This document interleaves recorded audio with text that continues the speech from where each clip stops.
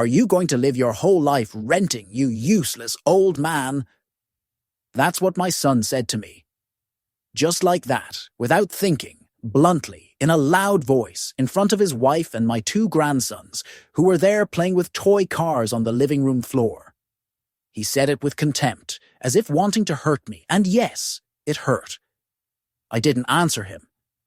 I stayed quiet because sometimes you don't know if it's worth responding or just enduring one more thing. But inside, I swear, something broke that day. My name is Arthur. I'm 78 years old, and although I don't have the strength I used to, my mind is still sharp. I've lived my whole life here, in Cleveland, Ohio. I started in construction, a laborer, then a foreman, and later I got my real estate license. More than 40 years amidst drywall dust, concrete and property deeds. It was there, between blueprints and promises, that I made a name for myself, buying up properties when others were leaving the city in the 70s and 80s. It wasn't easy, but I did it. And I also managed to build a small fortune, which I decided to keep quiet. Because with age, you learn. There are things it's better to keep silent about, to observe, and to see how far people will go, even your own blood. My son, Michael, never went hungry. He never knew what it was to open the pantry and not find even a can of chili. When he was a boy, I was still hauling lumber and mixing cement under the sun, all so that he would want for nothing. And although I'd come home exhausted, I would still sit on the floor with him, build him cardboard cars, tell him stories, teach him how to be a man. His mother, Eleanor, may she rest in peace, always told me, "Our Michael isn't going to struggle the way we did." And that's why I worked twice as hard. I gave him schooling, courses, clothes, trips, everything I could. But sometimes, the more you give, the less they value you. That day, it all started with an innocent comment. I told him that maybe it was time to look for a smaller place, that the rent was becoming a burden. I didn't even ask him for help. I just said it, like someone talking to their son. But he went straight for the throat. He said I was always on about the same thing, that I should sort it out myself, that no one is obligated to support old men. And then he dropped that sentence that still echoes in my head. "Are you going to live your whole life renting, you useless old man?" I got up slowly from the armchair. I looked at him calmly, and I just said, "Thank you for everything, Michael." I kissed my grandsons on the forehead. I took my hat, and I left, without shouting, without making a scene. I just left. And he didn't even realize that was the last time he would see me walk through the door of his house. Because from that moment on, I had already decided I will never humiliate myself before anyone again. But before I continue telling you this story, listen carefully to what I'm about to say. Maybe you've gone through something similar. Maybe someone made you feel small, less than, as if you were worthless. Then do one thing. Listen to this story until the end, and share it with whoever needs to hear it. And then tell me, what part touched your heart? Drop a comment and let me know what city you're listening from. Because life teaches, and what I learned is worth gold. That afternoon, as I walked through my neighborhood with the sun already setting and a lump in my throat, 1,000 memories came to me. Every house I passed, I knew who lived there, who rented, who was selling, who was in debt. I wasn't just any old man walking down the street. It was me, Arthur. And still, my own son treated me as if I were a nuisance, as if I were no longer useful, as if I were invisible. And you know what hurts more than humiliation? That it comes from someone you raised with love. From someone for whom you gave everything. Someone who forgot everything you did for him. But that silence I kept in my chest turned into a decision. Because one can be patient, but not a fool. That night, alone in my apartment, I sat in the kitchen. I opened a beer, a PBR, turned on the old radio, and a Frank Sinatra song that Eleanor loved began to play. And there, between sips and memories, I thought, enough is enough. Enough of pretending I'm in need, of pretending I'm dependent. It's time to show that he who is silent also knows how to act, and that respect is demanded with dignity, not with shouts. So I stood up, went to the wardrobe, and took out my black briefcase, the one nobody touches. I opened it, and there they were, all the deeds, the papers, the contracts, the shares, the keys, 15 properties in my name. Yes, 15. Single-family homes, duplexes, a few commercial storefronts, all with tenants, all generating rent, all mine. And the most ironic part, one of the biggest real estate agencies in Cleveland. It was also mine. But nobody knew, because I never boasted. I was always discreet. But that day, I decided I wasn't going to stay quiet anymore. That the best response wasn't an insult, but an action. That the greatest revenge is to live with dignity. But before I moved a single thing, I needed to think carefully about what I was going to do with it all. Because having is one thing. Knowing how to use it is another. And that's when an idea began to form. And that idea grew over the days. While he sent me messages as if nothing had happened, while my daughter-in-law posted photos with phrases like, "Family is the most important thing." And there I was, watching everything, silent. I wanted them to get comfortable, to think that the useless old man was paying rent, counting coins, watching TV alone. Because when the time came, I wanted to see the look on their faces. And look, you can't even imagine what came next. 2 days later, Michael texted me as if nothing had happened. "Have you eaten, Dad?" it said. Pure hypocrisy. It wasn't concern, it was habit. Because when someone truly offends you, and they don't even realize it, it's because respect was lost a long time ago. And I didn't reply. I left him on read. That was my first step. Not to respond. Because silence, sometimes, says more than 1,000 words. And then I started to prepare everything. I called my accountant, my old lawyer, Robert, a friend I met decades ago when he helped me with my first piece of land. And I told him, "Get everything ready for me. I'm going to make some changes." I didn't explain much.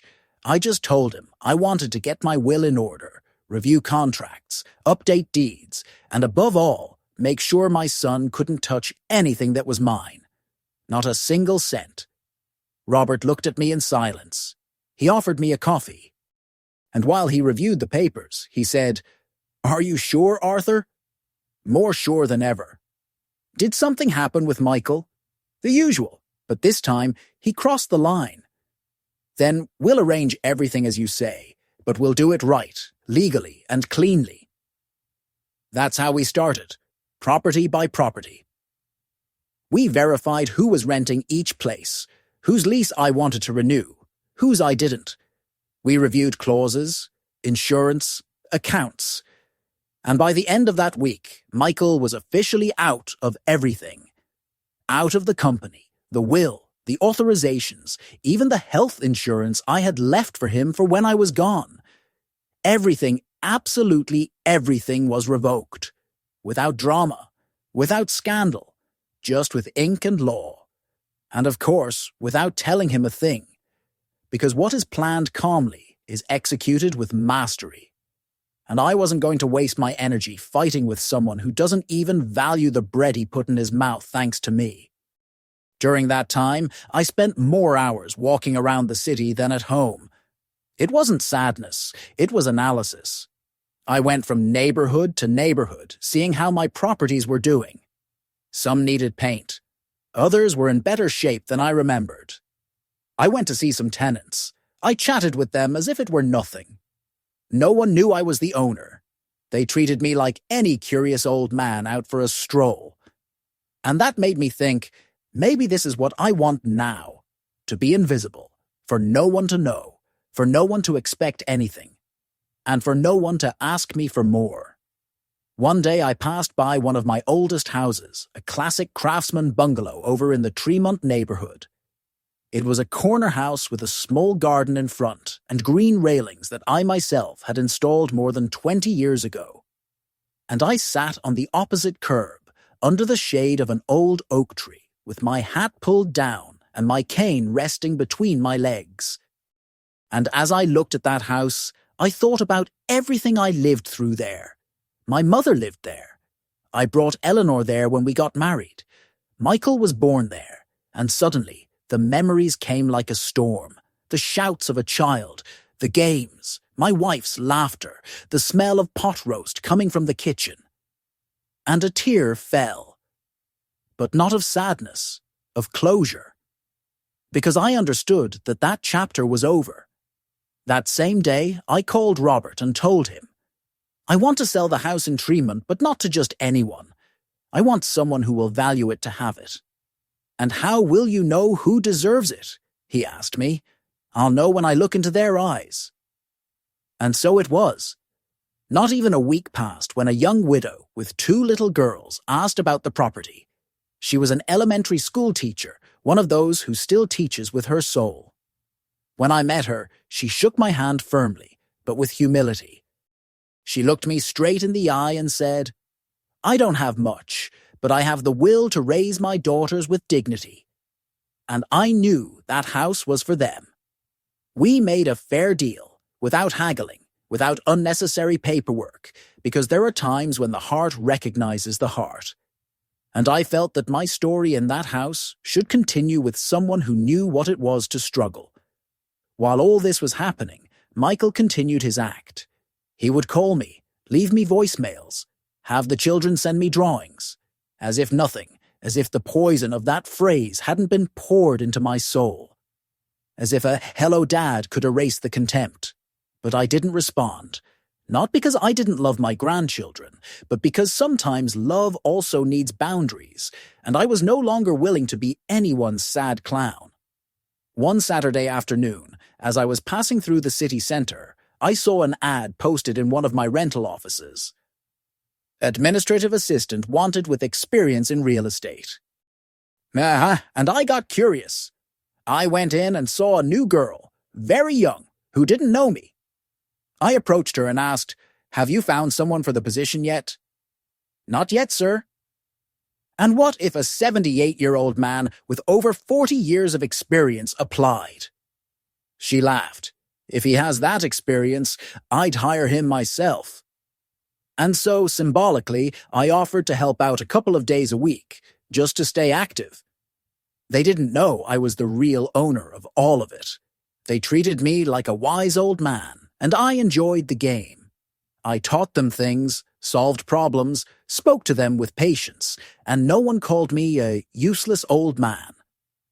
No one. On the contrary. They offered me coffee, asked for my advice, gave me the place I deserve. And there I understood something else. Respect isn't demanded with shouts. It's earned with presence, with coherence, with dignity. And if your own blood doesn't recognize you, don't worry.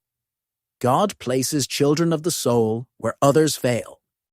I no longer expected anything from Michael, but still, fate had more surprises in store.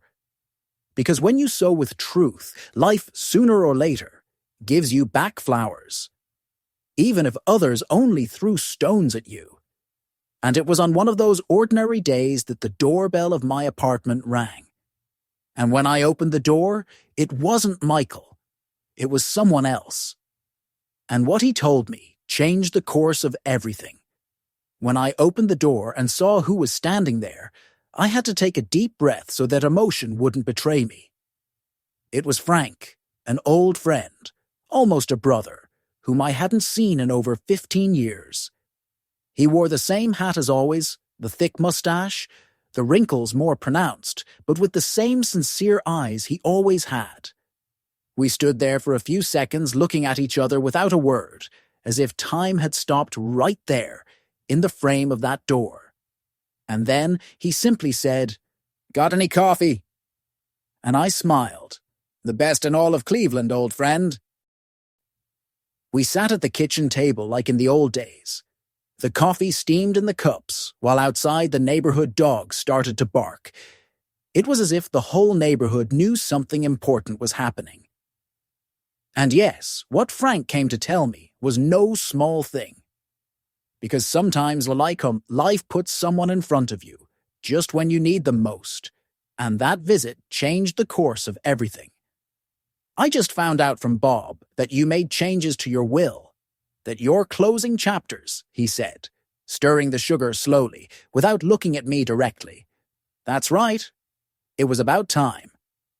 And you did it all because of what Michael said to you. I remained silent.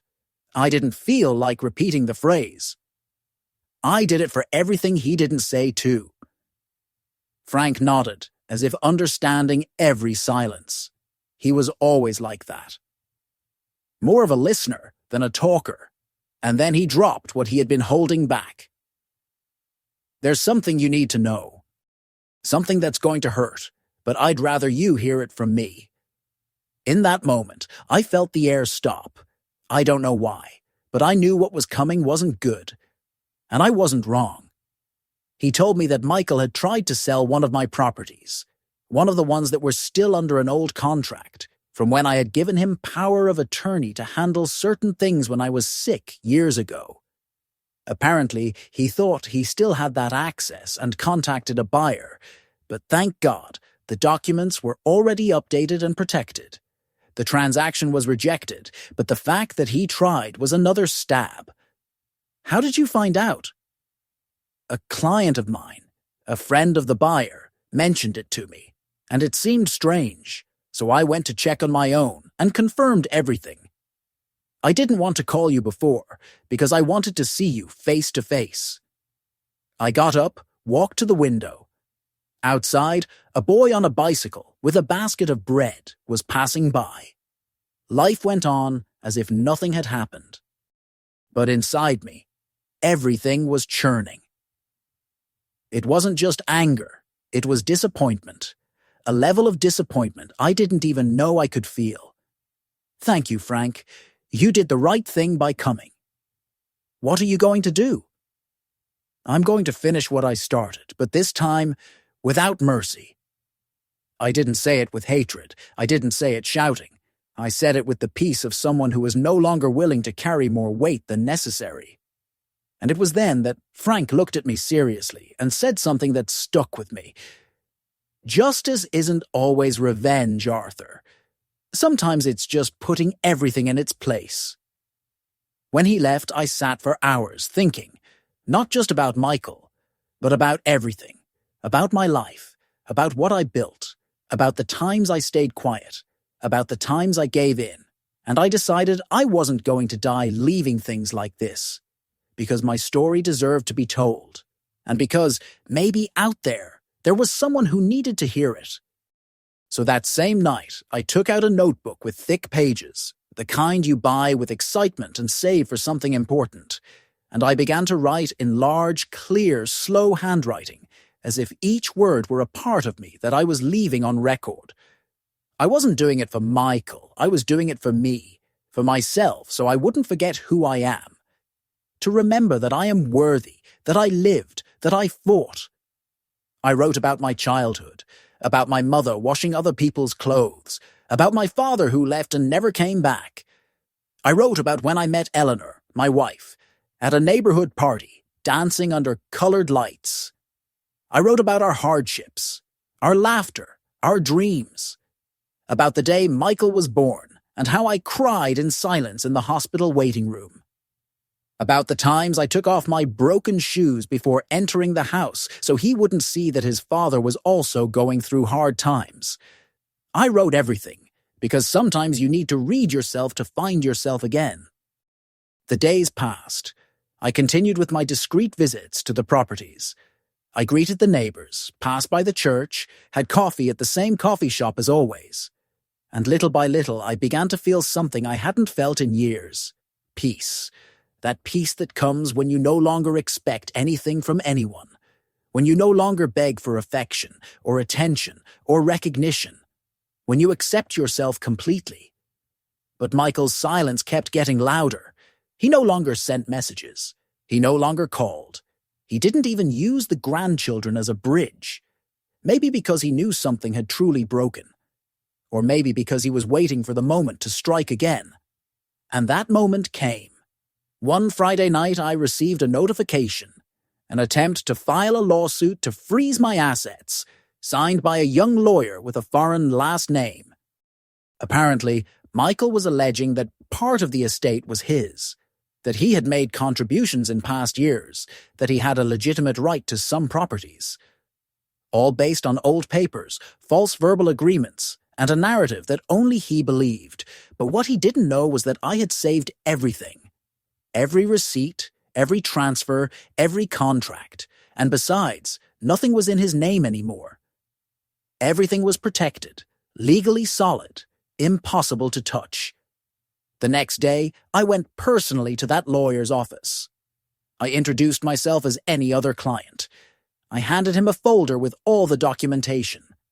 He reviewed it in silence, and when he finished, he looked at me with a frightened face.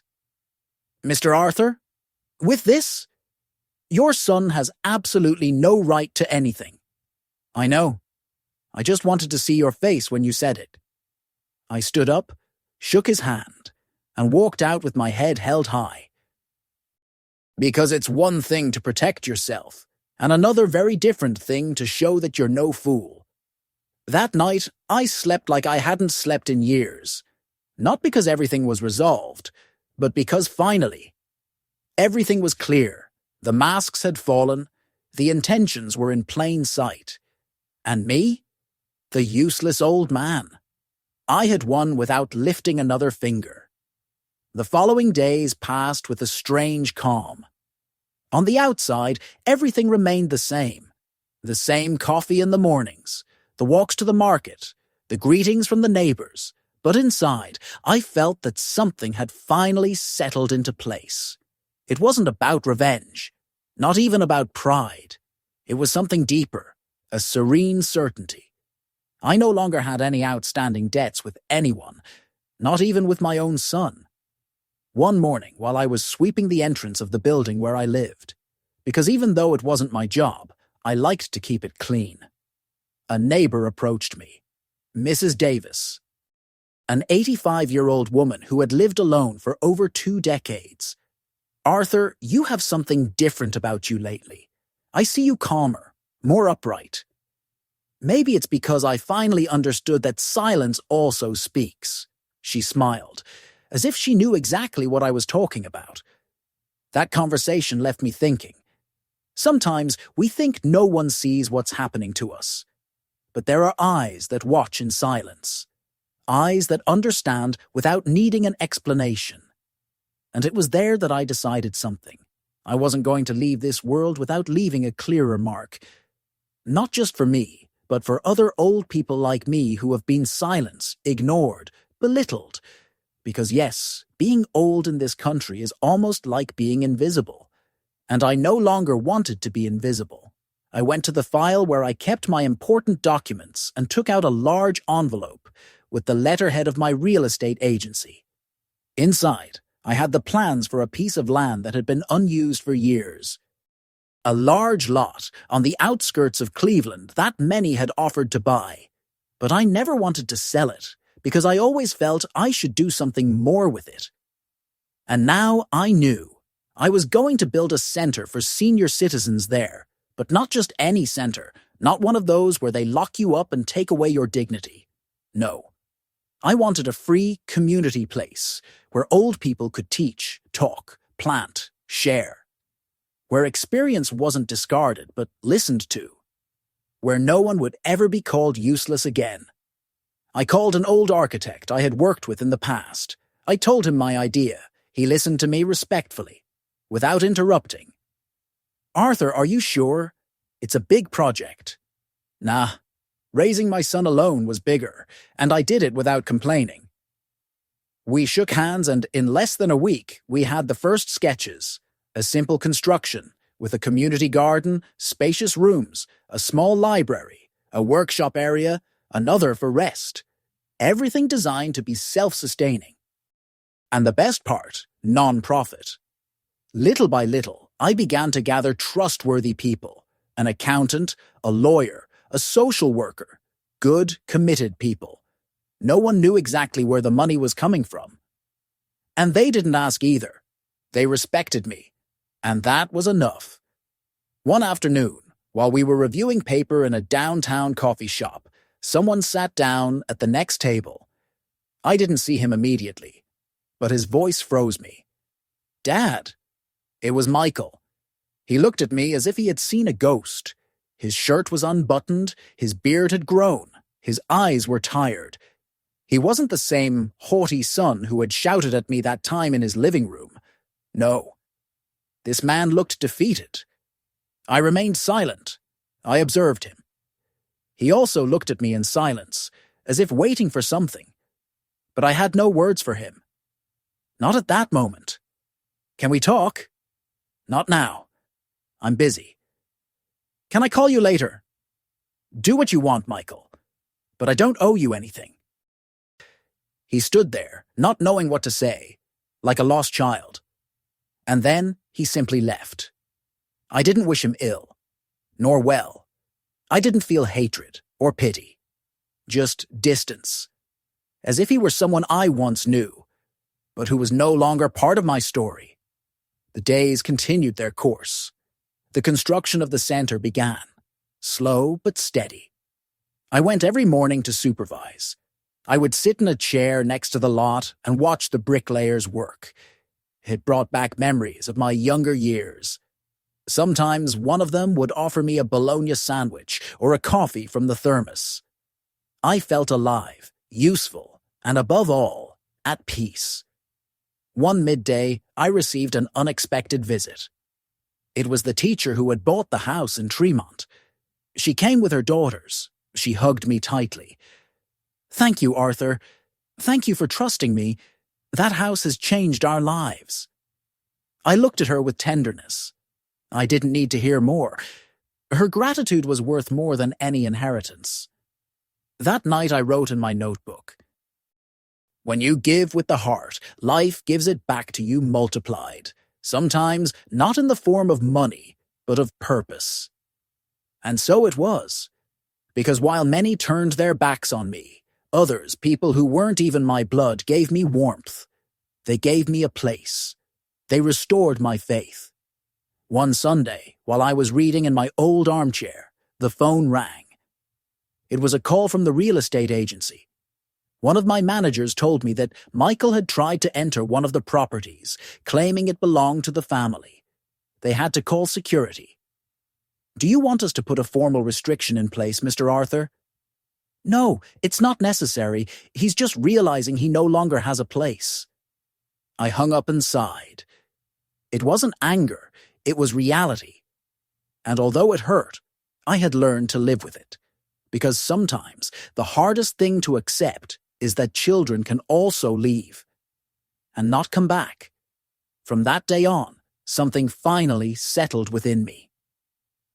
I no longer wondered why Michael had done what he did, nor did I wear myself out looking for culprits or signs from the past. When a child takes the path of arrogance and contempt, it's not always for lack of love received. Sometimes it's simply because they never learned to value it. I had given everything time, effort, my life. But I understood, with the maturity that only years can give, that love doesn't always return in the way one expects. And one has to learn to let go, not out of resentment, but for dignity. That's why I continued with the project of the Community Center for Senior Citizens, as if it were my only mission in life, because in a way, it was. I would get up early, prepare my coffee with cinnamon, put on my hat, and walk to the construction site. The workers would be waiting for me there with a warm greeting, as if I were one of the team. I would sit in the same chair every day, with my blueprints spread out on a wooden table, and review every detail. The center was taking shape. The structure of the dining hall was already up, the columns of the library too, and the patio had the space marked out for the garden where, if God gave me life, I was going to teach how to plant tomatoes, onions, and cilantro to anyone who wanted to learn. I wasn't looking for recognition or plaques with my name. I just wanted to see other old people smiling again. Men and women who, like me, had been relegated, forgotten by their children, ignored by society. I wanted to give them a place where they didn't have to ask for permission to exist. One Friday, as I was finishing reviewing the progress of the work, a young man approached me. He was one of the new helpers, no more than 20 years old, thin, with a shy look. He offered me a bottle of water and said, "Mr. Arthur, can I ask you a question?" I nodded. "Why do you do all this if you're already old and could be resting?" Arthur, I laughed, not in mockery, but with that laugh that comes when you know that youth still doesn't understand life. I told him, because resting is not the same as giving up. And because if one has something to give, one must give it until the last breath. The young man was left thinking, lowered his gaze, and said, "My grandfather was like that too, but my dad never loved him. He died alone." I looked at him, put my hand on his shoulder, and replied, "Then you honor him. Be the grandson he would have wanted to see." The boy got emotional, wiped his eyes, and went back to work, and I stayed there, looking at the sky, feeling that, although I didn't have my blood family close, something was flourishing inside me, something clean, something true. A couple of days later, I received a letter in the mailbox, handwritten. I recognized the handwriting from the first stroke. It was from Michael. There was no return address on the envelope. It just said, "Dad," on the front. I sat in the living room, opened the paper carefully, as if it had glass in its hands, and began to read. "Dad, I don't know how to start this letter. I'm ashamed to write to you after everything that happened. I'm not asking you to forgive me. I just want to explain. Ever since Mom died, I felt like you pulled away, that you closed yourself off, that you weren't the same. I felt lonely, confused, and instead of getting closer, I became hard, demanding, bitter. What I said to you that day, it's unforgivable, I know. I went too far, but I want you to know that every day since then I have regretted it. I see you from afar. I know what you're doing. I found out about the center. I found out you took me out of everything, and that's okay. You deserve it all. I don't deserve anything. I just wanted you to know that I admire you, that even though I never said it, you were always my hero, and that if one day you want to, even just to talk to me, I'll be here. Your son, Michael." I remained silent for a long time. I didn't cry, but I felt a pang in my chest that I couldn't name. I didn't answer the letter, not because I held a grudge, but because I didn't need to respond. That was his. It was his process. And if at some point life brought us together again, it would be because it was meant to be. I was no longer going to run after anyone. Not anymore. Meanwhile, the center continued to grow. The day came when we opened the first door. It was a Sunday morning. We invited a small group of senior citizens from different neighborhoods.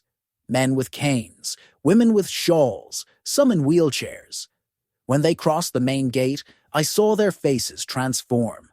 It was as if they were entering a refuge. There were comfortable chairs, hot coffee, sweet bread, open books on the tables, soft music playing in the background. I saw them sit down, chat, laugh. One started telling jokes. Another took an old harmonica out of his pocket and began to play. And then I knew that it had all been worth it. Every tear, every silence, every humiliation, everything had brought me to this point. That night, upon returning home, I sat in my armchair. I took out my notebook and wrote a single sentence. Today, I was born again. And I felt it that way, Because being reborn is not starting from scratch. It's starting from the truth. I don't know what tomorrow will bring.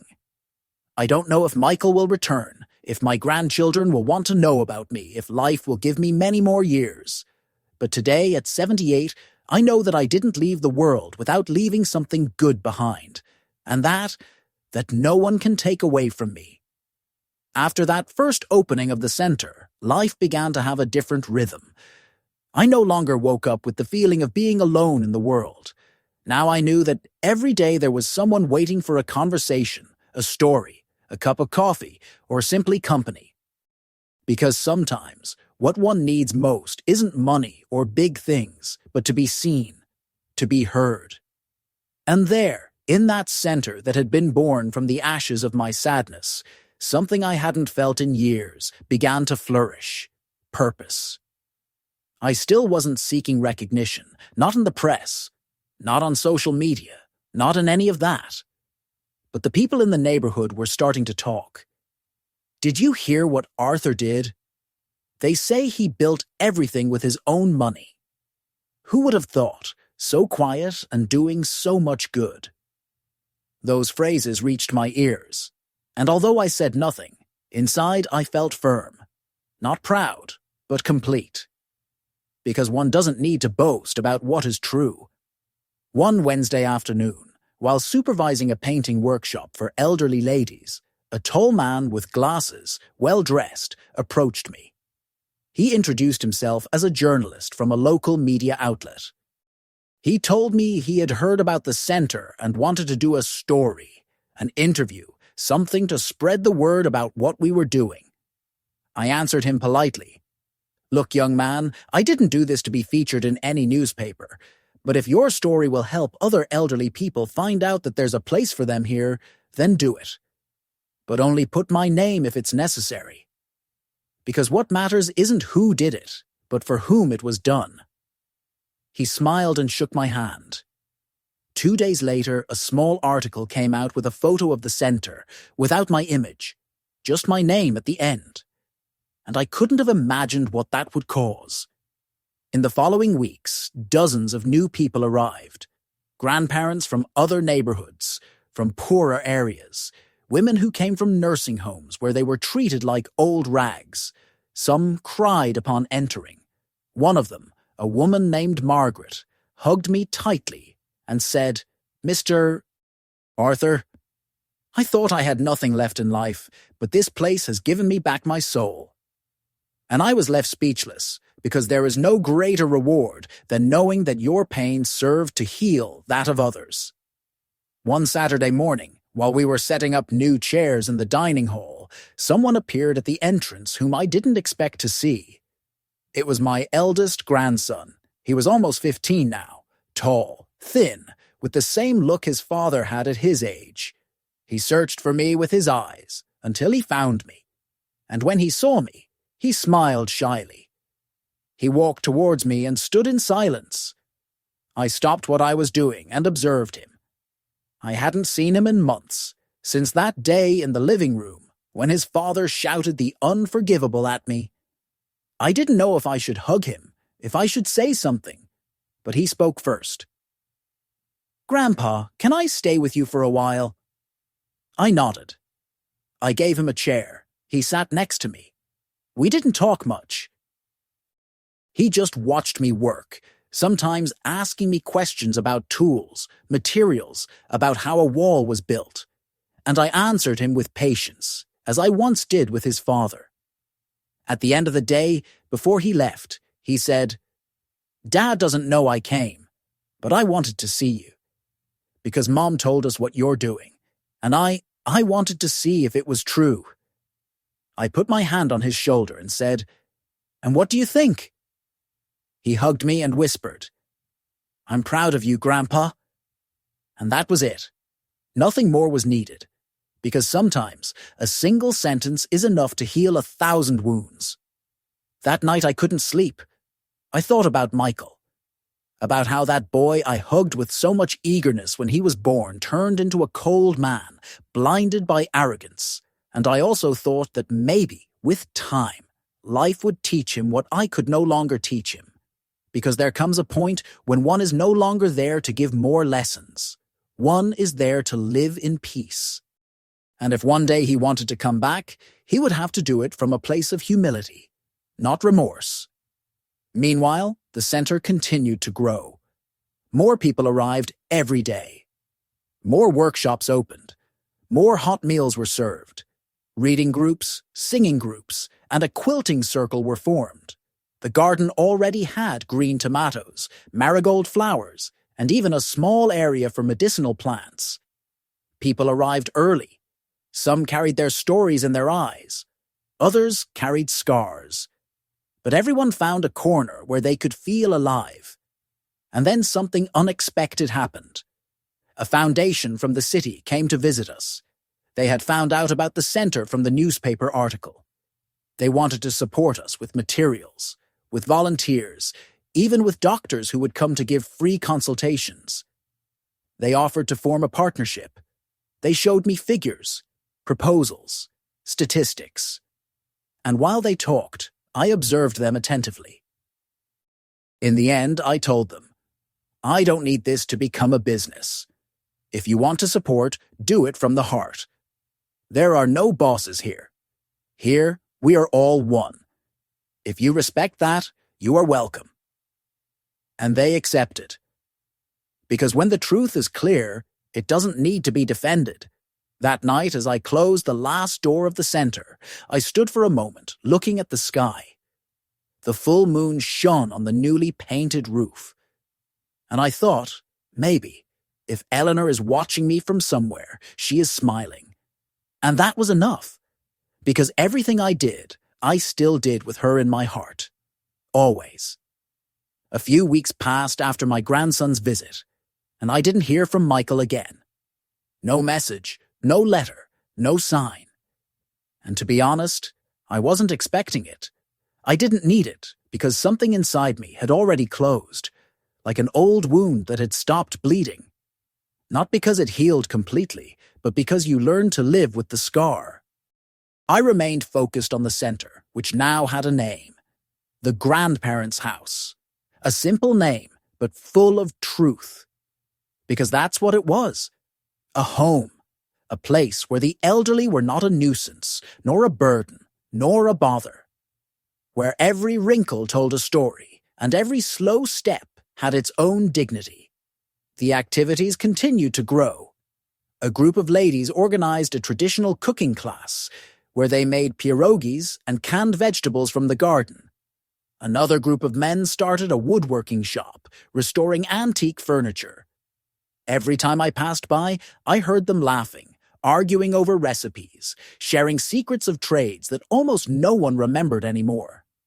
One day, one of the grandfathers, a man named Roger, said to me while sanding a chair, "Arthur, here I feel useful again. It's as if you've given me back the years I thought were lost." And those words remained etched in my soul. Because all this effort, every brick, every dollar invested, was worth it if it managed to give someone back the feeling of belonging. But not everything was calm. One morning, while having coffee in the backyard of the center, I got a phone call. It was Robert, my lawyer. His voice sounded tense. He said, "We need to meet. It's about Michael." I felt a chill down my spine, but I didn't ask. I told him I would stop by his office in the afternoon. When I arrived, he had a folder with documents ready for me. He opened it on the table and began to explain. "Your son is up to his neck in debt. He has pending liens, unpaid bills, and now, in desperation, he has tried to use your name to apply for a large loan. But thanks to us closing everything in time, he was rejected." I remained silent, looking at the papers. Not out of surprise, but confirmation. I already knew Michael was capable of that. The only thing that surprised me was how far he had gone. "And what does he want to do now?" I asked. "He's saying you took what was rightfully his, that you left him with nothing." "And what did you say to him?" "That what is not earned with respect cannot be claimed with shouts." That phrase made me smile. Robert was a just man, and knowing I had someone like that on my side gave me peace.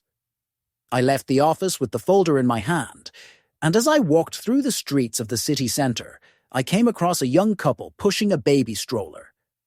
They stopped to look at the shop windows, laughed quietly, held hands.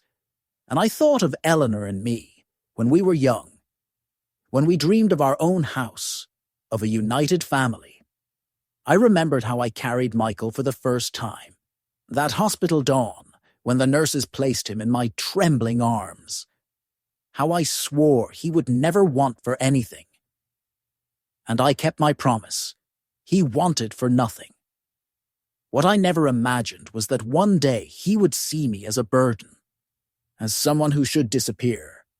I returned to the center later, and I tried to shake off that sadness. I sat with the others to listen to stories. A lady was telling how she learned to quilt with her grandmother in a small town in West Virginia. Another was talking about his time as a blues guitarist down in the Mississippi Delta. And little by little, the sorrow faded away. Because that's what community does. It heals without you realizing it. One random Sunday, while we were preparing an event for Grandparents' Day, the center's doorbell rang. I opened the main door, and there was Michael, alone, with wrinkled clothes, sunken eyes, and an envelope in his hand. He looked at me intently. There was no anger on his face. There was weariness, a deep weariness, like someone who has no more excuses to offer. He didn't say a single word. He handed me the envelope. I took it without opening it. He looked at me again and left. Just like that, without saying anything. Without asking for forgiveness, without making a claim, without crying. He just left. I waited until I was alone in my office at the center to open the envelope. Inside, there was a brief letter. It said, "Dad, I lost everything. The money, the job, the family. I was left with nothing. But I realized that the only thing I truly lost was you." I didn't cry. I had no more tears for that. I just closed my eyes, took a deep breath. And I was grateful I hadn't given up. Because if I had given up when he called me a useless old man, I wouldn't be standing today. I wouldn't have built this refuge. I wouldn't have met these men and women who gave me back hope. And most importantly, I wouldn't have found myself again. That night before sleeping, I went out onto the balcony of my apartment. The air was cool. The city lights twinkled in the distance, and a single star shone brightly above everything. I looked at the sky and whispered, "Thank you, Eleanor, for not letting me fall." Because yes, sometimes one talks to those who are already gone, and you feel that somehow they still listen to you. After that last letter, Michael did not appear again. Not a call, not a message, not even a silent visit like that time in the coffee shop. It was as if his figure had vanished, as if it had dissolved into its own defeat. But I don't say this with resentment. Not anymore. I say it with the serenity of one who understood that there are people who only return when they need something, and that when there is nothing to gain, they simply disappear. And although it hurt me, although he carried my blood in his veins, I had already accepted that not all bonds are eternal, that there are relationships one has to let go of to save oneself. What did become clear to me is that I would never again let someone define my worth. Meanwhile, the grandparents' house was already a well-known place throughout the city. People came from distant neighborhoods. Some took 2 buses just to come and share a coffee and a conversation. And everyone, absolutely everyone, brought a story on their shoulders. Some were of abandonment, others of struggle, many of loss. But all, without exception, were brave. Because living so many years is no small thing. Because resisting, when no one calls you anymore, when the phone no longer rings, when the children don't show up even on birthdays, is an act of silent courage that almost no one recognizes. One Monday morning, while I was watering the garden, I met Abel, one of the quietest old men in the group. He almost never spoke, but that day he looked me straight in the eye and said, "Thank you, Arthur, because here they started calling me by my name again. At my house, no one remembers what my name is anymore. They call me the old man, if they call me anything at all." I froze. I didn't know what to reply. I just put my hand on his shoulder and said, "Here you're not any old man. Here you are Abel, and your voice has weight." He nodded with moist eyes. And that moment left a mark on me, because I realized that we weren't saving bodies. We were saving names, memories, identities. A few days later, a woman came looking for me. Her name was Martha. She must have been in her 50s. Well-dressed, her hair tied back, her face tired but dignified. She introduced herself as Michael's ex-wife. I was surprised, not by her presence, but because I had never spoken to her more than at distant family gatherings. She told me she needed to talk to me, alone. I took her to my office at the center and we sat face to face. She looked at me with honesty and let it out. "I didn't come to speak ill of Michael. I'm not interested, but I do want to thank you, because what you are doing here saved my children. Since they came to see you, they've changed. They started asking about you, speaking with more respect, helping at home, valuing other things." Her voice broke. "Michael is at rock bottom, Mr. Arthur. It doesn't justify him, but it's the truth. He lost his job, lives in a cheap motel, and barely sees the children. And despite everything, they still love him. And the only thing they ask for is to see you again." I looked at her in silence. I felt a mixture of emotions that was hard to explain. On one hand, the old wounded man who still lived inside me wanted to say, "It's too late." But the other, the one who had been reborn in this place, understood that life always comes full circle, and that sometimes true love is not in forgetting, but in maintaining distance with respect. Martha, my grandchildren will always have a place here, always as long as I breathe. But Michael, he will have to find his own way. She nodded. She didn't argue. She didn't beg. She just stood up, thanked me with a brief hug, and she left.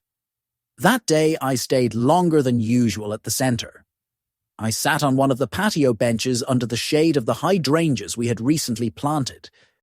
I listened to the laughter of the other grandparents, the slow steps, the murmur of long conversations, and I thought about what we had achieved, how, without seeking it, this place had become my family, a different family, a family without a last name, without an inheritance, without obligation. A family built from tenderness and shared pain. That night, when I got home, I opened my notebook and wrote a single sentence. He who learns to live with dignity no longer depends on the love of those who did not know how to see him. And I felt it with the full weight of my soul. Because after so many years of swallowed silences, of misunderstood respect, of humiliations disguised as jokes, I had finally found myself. And I liked who I was. The following week, we celebrated the first anniversary of the center. I didn't send out formal invitations. I just spread the word among those who came regularly. But to my surprise, more than 100 people showed up that day. Some brought homemade apple pies, others flowers from the market, others just their presents and their stories. We had a simple gathering in the courtyard. We hung up old photos of those who were no longer with us. We sang songs from our childhood, and there, among those trembling voices, I saw my grandchildren arrive. Alone, without warning. They walked with confidence, with a wrapped box in their hands. They looked for me in the crowd. And when they found me, they hugged me as if they had crossed a desert. "Grandpa, this is for you." I opened the box. Inside was a handmade scrapbook with photos of us, letters they had written to me, drawings from when they were children. I couldn't speak, I just hugged them. And they understood, because there are gestures that say more than any word. Because even though I no longer expected anything, life still had something in store for me. After that anniversary, something changed in the atmosphere of the center. It wasn't a visible change or something you could point a finger at, but you could feel it, like when it rains after a long drought and suddenly the air smells different, as if everything were breathing more deeply. Maybe it was me, maybe it was them, or maybe we were all feeling that this place, born of silence and humiliation, had already become a sacred refuge for those of us who carried years, memories, and wounds on our shoulders. No one asked any more who had built the center. Nor was it important who ran it, because we all felt it was ours. Every brick, every plant in the garden, every hand-painted bench had a piece of history attached to it. And although I had been the one to build everything, I no longer felt like the owner. I felt like a part of it, just like the others. My grandchildren started coming frequently. They would look for me on weekends, help serve coffee, organize small activities, read books aloud to the grandparents who could no longer see well. It was nice to see how they got involved without anyone asking them to. No one forced them. They came because they wanted to. And that, for an old man like me, who no longer expected anything from his own blood, was like a gift from heaven. One day, the youngest, who was only 10, told me, "Grandpa, when I grow up, I want to do something like this, but for children." I looked at him, ruffled his hair, and said, "Then start by respecting the elderly, my boy, because he who does not honor the past does not know how to build the future." He smiled and hugged me tightly. That hug sustained me for the whole week. One Wednesday afternoon, I received a letter. This time, it wasn't from Michael. It was from the municipal government. They wanted to recognize the work of the center. They offered me a plaque, a public recognition, an event with the press and everything.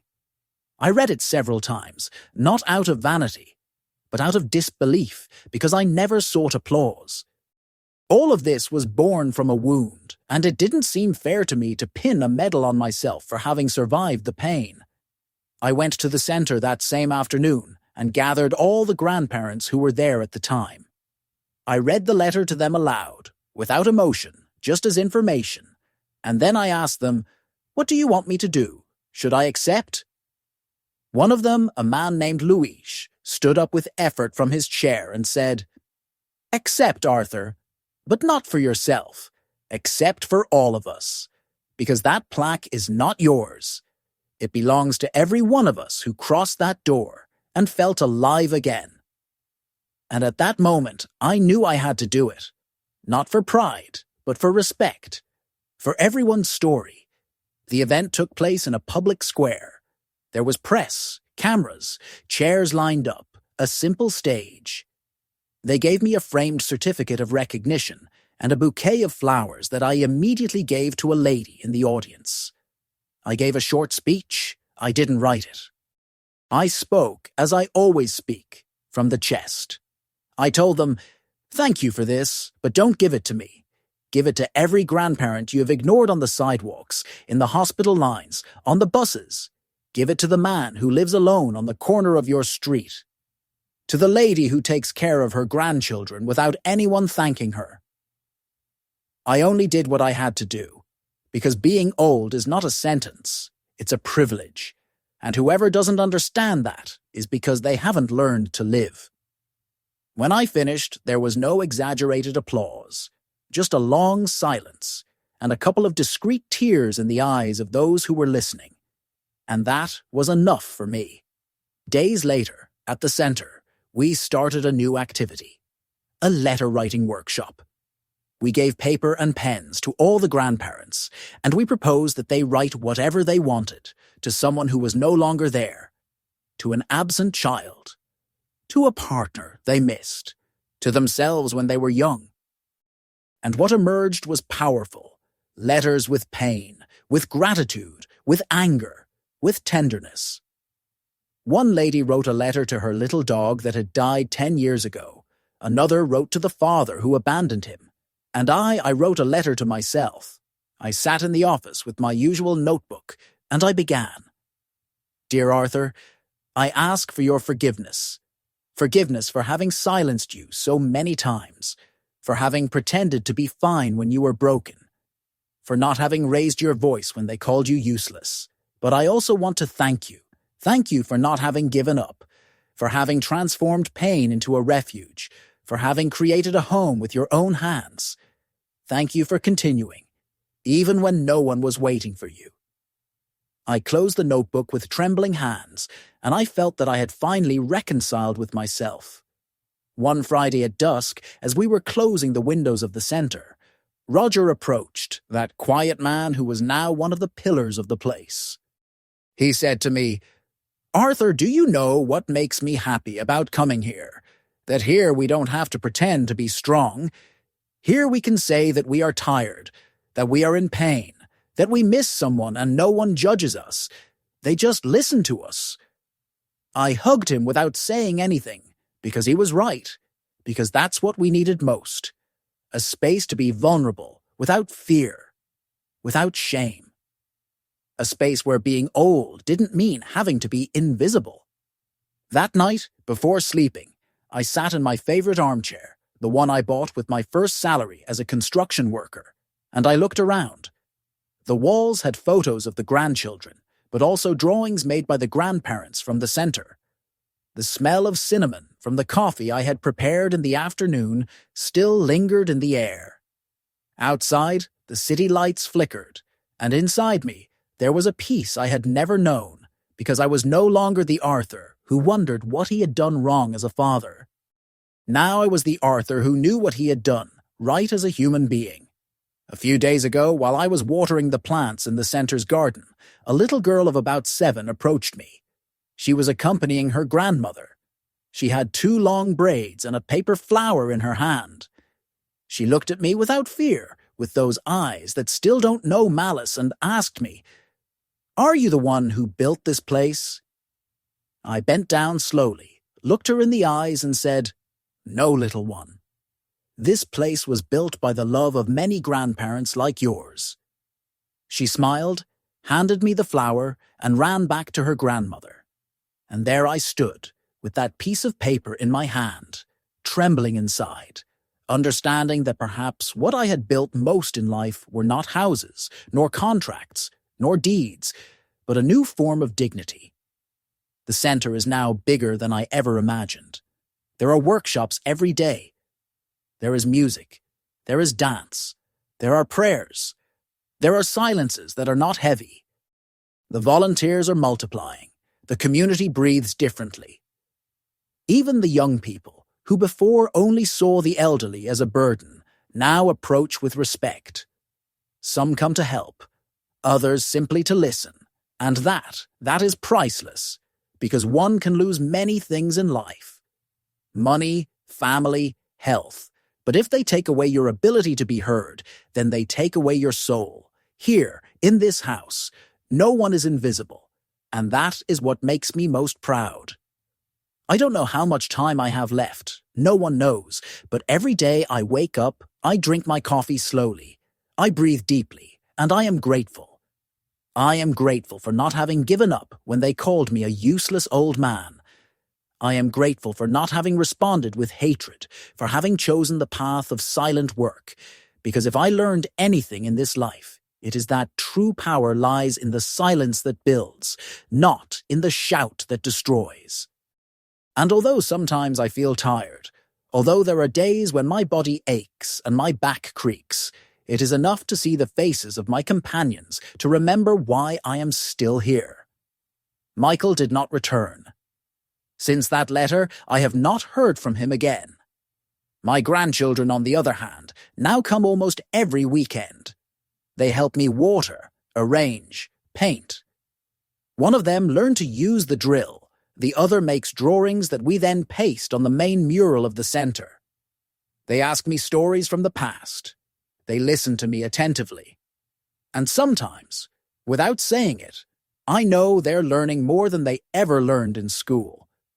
Because there is no better teacher than example, and there is no better inheritance than shared memory. They may not fully understand what happened between their father and me, but they see, they perceive, and I only hope that when they grow up they will become different men. Men who do not repeat mistakes, who do not turn their backs, who do not call useless the one who gave them life. On my 79th birthday, they prepared a surprise for me at the center. I'm not one for parties, but I accepted. They made me an apple pie, hung up recycled balloons, and even brought a small jazz band from a group of senior citizens who rehearse at the neighborhood's cultural center. When I sat in the middle of the room, surrounded by people who do not carry my blood but who love me like family, I understood that was true wealth. Not the signed papers, not the properties. What remains when everything is gone are the bonds, the stories told in a whisper, the hands that help you get up when your body falters. And that afternoon, with a cardboard hat on my head, surrounded by laughter and hugs, I felt like the luckiest man in the world. Many people ask me what sustained me, what kept me from falling completely. Some think it was the desire for revenge, others that it was pride. But the truth was the memory of Eleanor, my wife, her soft voice, her unwavering faith, her words of encouragement when I came home, tired and dirty from work, her way of looking at me as if I could always handle everything. She was my strength even after she was gone, and in every corner of the center, in every flower that blooms in the garden, in every corner where a laugh is heard or bread is shared, I feel that she is still with me, that she did not leave me alone, that she gave me strength from another place. Today I live in a small apartment next to the center. I don't need more. I have the essentials, my bed, my books, my old radio, and a window from which I see the grandparents arrive every morning. Some drag their feet, others come leaning on a cane, but they all arrive with eagerness, with life, with something to say, and that is enough for me. I no longer have luxuries, but I have peace. I no longer have all the answers, but I have certainties. And the most important of all is that I did not fail myself, that despite the betrayal, the abandonment, the contempt, I chose to go on, and I went on with dignity. Some days, when I feel more reflective, I walk through the corridors of the center, and I stop to look at the photos hanging on the wall, images of workshops, of trips, of birthdays, of hugs. In one of them, I am there, with a shovel in my hand, covered in dust, smiling. I look at it and smile again, because that man in the photo is me. But it is also everyone. It is every person who fell and got back up. It is every grandparent who was called a burden and is now an example. It is every story of quiet resistance that no one tells on television, but that is worth more than any novel. And that is why I decided to leave this written, because I don't want my story to be lost when I am no longer here. Because maybe, somewhere, there is another old man who is listening to this with wet eyes, wondering if it is worth continuing. And I want him to know that yes, it is always worth it. That even with a broken heart, even with empty hands, you can build something beautiful. And that it doesn't matter if your own children didn't see you. There are other people in the world who will see your value, who will know who you are, who will listen to you. And so, my son, my grandson, whoever is hearing this story, I tell you from my soul, never allow anyone to take away your dignity. It doesn't matter if they call you a burden, if they tell you that you are no longer useful. You know what you are worth. You know what you gave. You know who you are. And if the day comes when everything seems lost, take a deep breath and start again. Because as long as you breathe, there is always something to sow.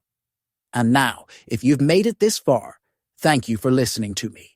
And I also want to ask you something. Did this story touch your heart in any way? And also tell me, from what little corner of the world Are you listening to me? Because even though I can't see you, I like to think that there, on the other side, there is someone like you, who understands what it feels like to live with an open soul,